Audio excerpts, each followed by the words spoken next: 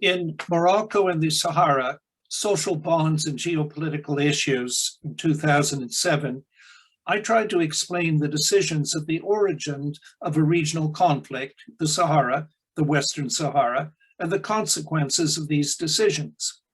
Without exception, both actors and experts in international relations posed the problem in strict legal terms. However, the international legal order is plural and far from univocal, and has therefore been interpreted in various ways. On a crucial point concerning the case submitted to the judges of the International Court of Justice at The Hague, Western law differs from Muslim law.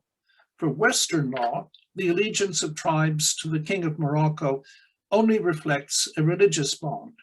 In Islamic jurisprudence, allegiance is essentially political. The court did not see fit to follow the advice of one of its members, a Christian Lebanese known for his perfect mastery of Islamic law. Not being a lawyer, I cannot venture into the legal labyrinth.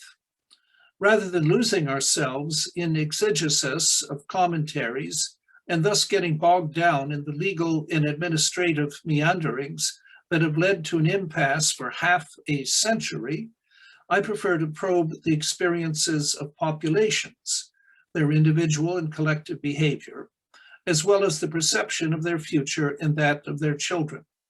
To this end, I focus on the networks of relationships that these populations have forged among their family and tribal components and the Moroccan and Mauritanian communities. Thus, we can measure the degree of association of individuals with an encompassing territorial and social whole. Let's talk about the paradoxes of integration.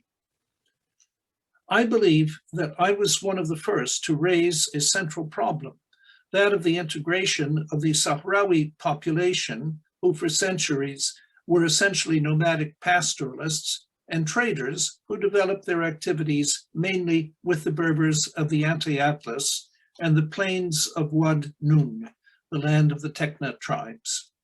There are so many published works on this subject that I cannot cite them all. However, no study, research, or public debate has paid the slightest attention to social ties, nor even mentioned their importance. It was as if only legal and political principles were decisive, and populations were just abstractions that deserved no concern. The question I asked was very simple. Are these populations integrated into Moroccan society, or are they not? If they are not, Morocco would have to face the consequences and revise its national and international policy toward them. If they are, some international powers would be well advised to rethink the point of view that they have held for more than 5 decades. The concept of integration is polymorphic. The space of this central sociological concept has at least 3 dimensions: economic, social, and political. In order to affirm that a social group is more or less well integrated into global society, it's necessary to combine these 3 classes of information, to weigh them, and to construct a scale covering the whole spectrum of possibilities. For each of these 3 dimensions, I propose several empirical indicators that describe them. I had information that corresponded to the indicators of the first 2, thanks to the data of all the Moroccan and Spanish censuses since the beginning of the 1960s, also thanks to the empirical surveys that I carried out, in particular on schooling and marriage in the Sahara from 1960 to 2006. I would also add that despite the attempts made by the authors of the McKinsey report published in 2012, entitled Elaboration of an Economic and Social Development Program for the Southern Provinces, We still suffer from the lack of a precise evaluation of certain economic indicators, especially the amount of Moroccan public and private investments in the Sahara since 1975. I myself solicited, collected, and analyzed all the demographic, economic, and sociological data for the years for which censuses and other types of information exist. The conclusions of these studies all point to the emergence and strengthening of a dense network of social, economic, and political links which integrates the Saharan provinces into Moroccan society by bringing them out of the destitution in which they were living under the Spanish colonial rule from 1884 to 1975. After this colonial period, the Sahrawis had access to modernity thanks to an effective Moroccan policy of positive discrimination. Perhaps because the overwhelming majority of Sahrawis were pastoral nomads, Spain found it difficult to reconcile their way of life with modern public policies. I have suggested to empirical tests the influence of public policies on the well-being of Sahrawis in diverse fields. Public investments have totally transformed the Sahara since 1975. I do not dwell more on the indicators of modernity, elements of which can be found in the last Moroccan census in 2014. I do dwell on the poverty levels in the Sahara, which are among the lowest in Morocco, as eloquently shown in Figure 1. In addition, the measures of social and human development are undoubtedly the highest in the kingdom. A single example deserves mention. Today, the enrollment rates of young Sahrawis are higher than those of young people from the richest Moroccan regions. We appreciate the importance of such a result when we know that in 1975, the date of the end of Spanish colonization, Spanish statistics indicate barely 2,300 students enrolled in primary school and only one secondary school for the entire Sahara. Today, the primary school enrollment rate has reached the saturation threshold of 100%. The growth rates of secondary school enrollment are breaking all records and even surpass those of Casablanca, the kingdom's largest economic hub. The percentage of young Sahrawis from the southern provinces in Moroccan universities, compared to the population of their age elsewhere, are among the highest compared with other Moroccan regions. A dark point must be remembered here, however. The youth unemployment rate in the Saharan provinces is 30%, desperately high. I will talk about youth unemployment later when I discuss protest movements. For theoretical and practical reasons, I also conducted a survey on the best indicator of social integration, marriage. Marriage in our countries remains influenced by families and other social environments. However, it remains an individual act. No one can force a Sahrawi man or woman to marry a non-Sahrawi and vice versa. Unlike other decisions, the individual is free to choose his marriage partner. The decision is not subject to any political manipulation or influenced by any economic or financial incentive granted by the state or an administrative entity. To study the marriage market and spousal choice in the Sahara, I examined all notarial or ordula registers containing marriage contracts from the beginning of the 1960s to 2006. The goal was to test whether endogamy, which has always been prevalent in the Sahara, has gradually given way to exogamous marriage. The survey covers nearly 30,000 marriages. The effort involved 30 researchers for several months. They went through more than 5 tons of archives, tons, an inquiry that remains unprecedented. The sample sizes of most marriage market research hardly exceeds 3,000 subjects. The data I have collected allow us to measure all forms of homogamy and regional endogamy according to various factors such as sex, age, place of birth, place of residence, occupation, and tribe. The results of the analysis surprised me. For example, from the early 1960s until 2006, when my research ended, the rate of endogamy dropped from almost 97% to less than 55%. Almost all exogamous marriages have taken place between Sahrawis and Moroccans from other regions. Note that these rates were calculated from a cross between the birth zones of the spouses. In order to avoid any ambiguity, I separated the Western Sahara proper from other former provinces under Spanish colonization, some of which were returned earlier to Morocco: Gulmin, Ifni, Tarfaya, and Tantan, and finally the non-Saharan Moroccan regions. All rate calculations, therefore, relate only to the Western Sahara. I only took into consideration individuals born in the Western Sahara before 1975.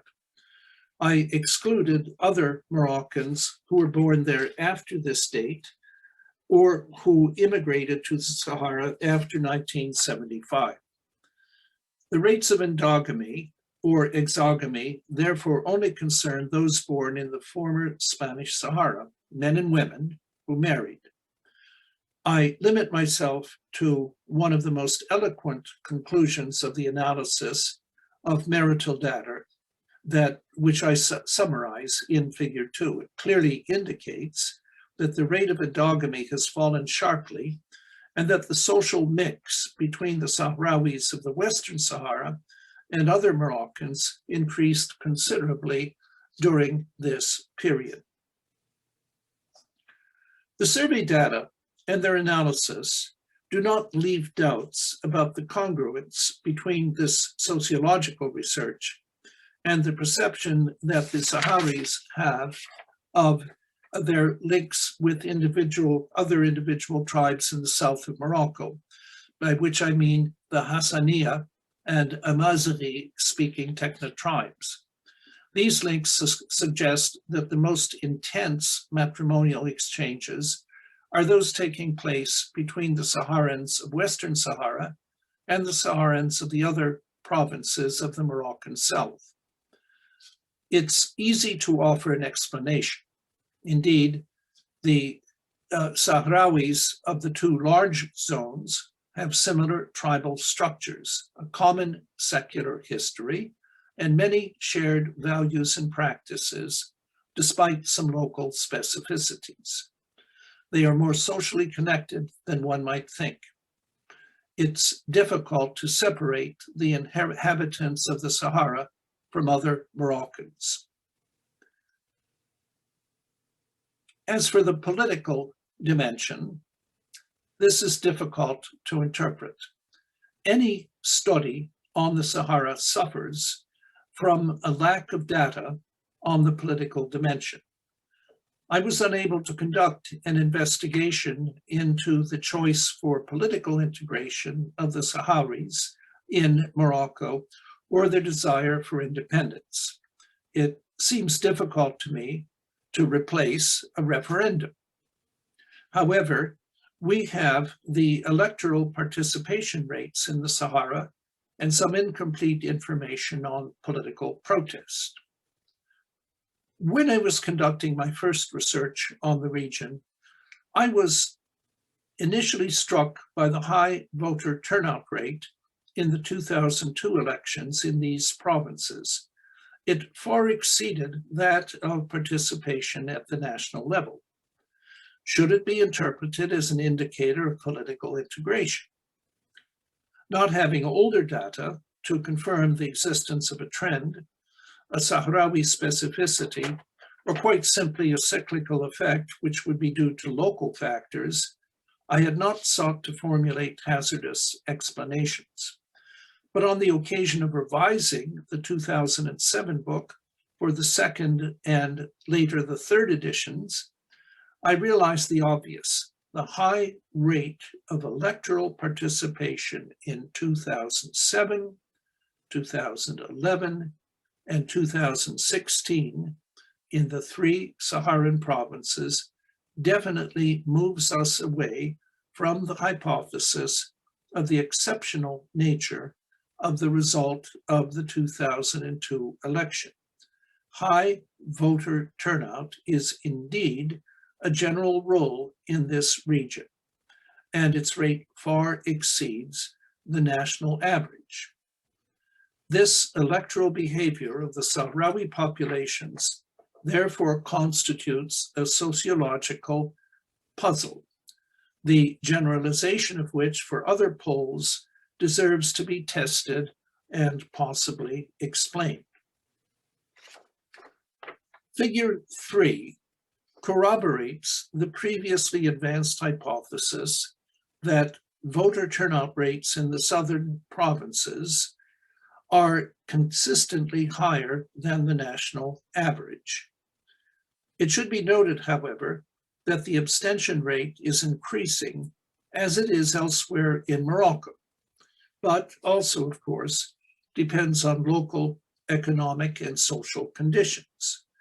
This astonishing parallelism between the electoral behavior of Moroccans in the southern provinces and that of inhabitants in the rest of the kingdom is too significant and singular to be a pure affect of chance. Let us hazard an interpretive guess. The same causes that explained the evolution of abstention in Morocco are probably at work in the kingdom's southern provinces. Not only is there a homology of structures, but also, if not homogeneity, at least homogenization of the behavior of voters from different regions. If this chart is somewhat hard to read, just note that the national average is the green line, which shows the lower participation of the compared with all the other lines which indicate participation from the five other Saharan regions. In order for the use of these statistics to be able to answer satisfactorily questions related to the level of political integration, I would have liked them to have been distributed according to different criteria, such as the age of the voter, his place of residence, birth, the nature of the political offer, and the tribal relationships that bind candidates to voters in their constituency. We could thus have confirmed or disproved several regional hypotheses. According to one of them, it is especially the non-Sahrawi Moroccans born in the non-Sahrawi provinces and settled in the Sahara since the beginning of the 1980s, who would have had good reasons to participate massively in the various elections and who would have distorted the rate of voting participation in the southern provinces by amplifying it. They would be a kind of fifth column, the voice of the Moroccan administration.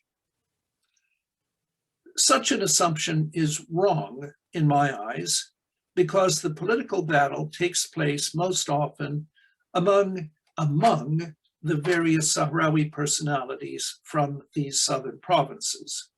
Moreover, the overwhelming majority of election officials come from the Sahrawi tribes. In addition, there are data on protest by type and region for 2008, 2009, and 2010 that I cannot reproduce here because of their size. Instead, I reproduce the national data here in graphic form in figure 4 to make them easier to read. They are representative of many regions, especially those of the South. I fitted a linear model which reflects the trend of protests in Morocco during the last 10 years. It shows that the protest movement or movements grew from 2008 to 2011, a year characterized by the winds of revolt that blew throughout the region during the Arab Spring. The number of protests gradually decreased until 2016, when they resumed.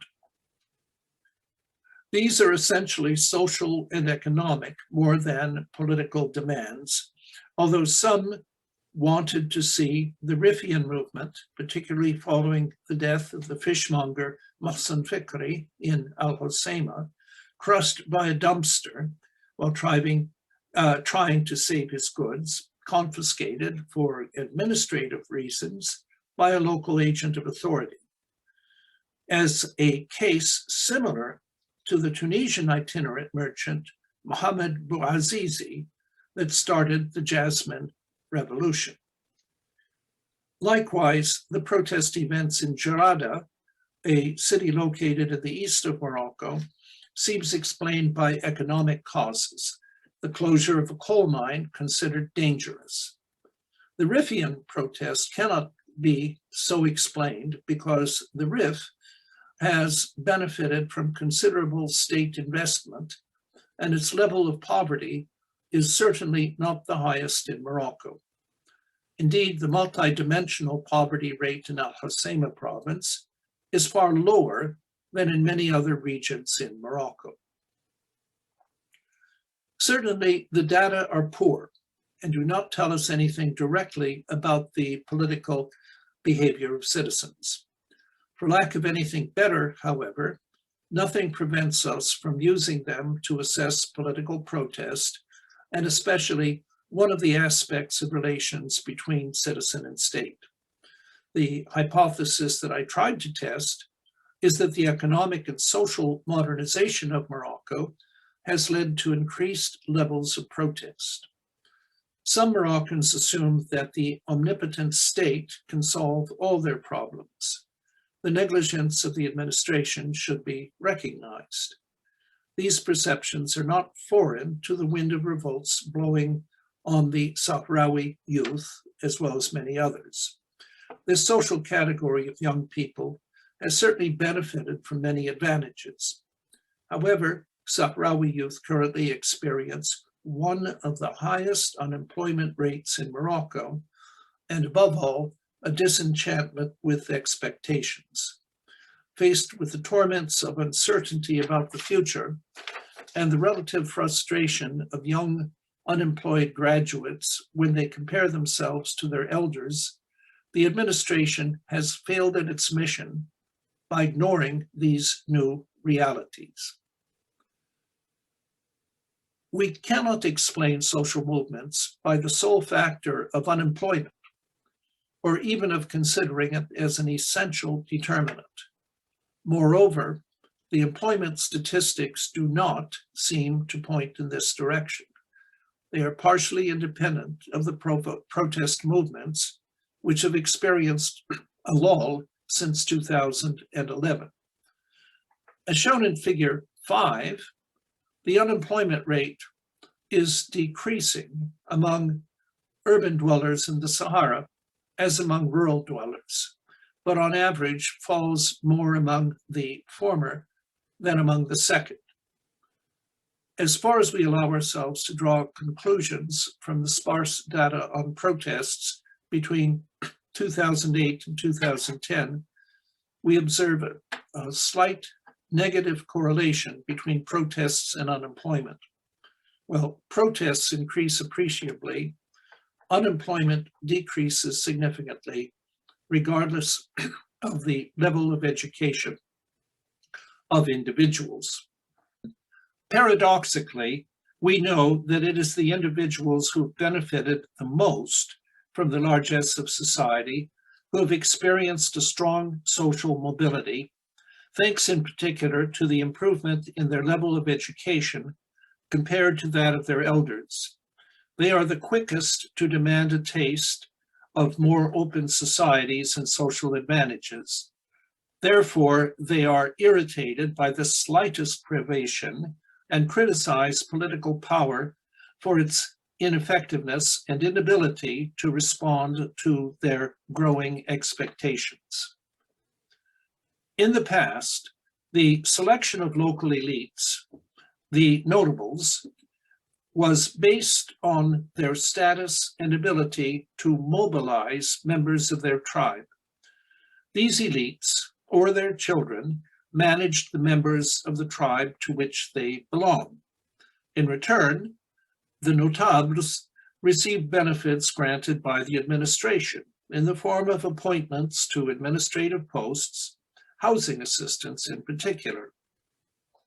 However, this form of conflict management and resolution, which was applied by the administration during the 1980s and 1990s, has reached its limits. The Morocco of the last 2 decades is no longer that of the earlier era.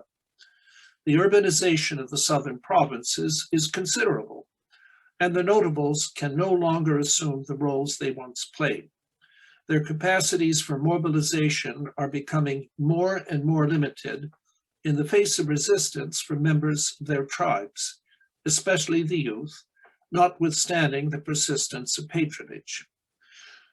We understand that the main vector of revolts is mainly the youth who anticipate a probable social downgrading and marginalization.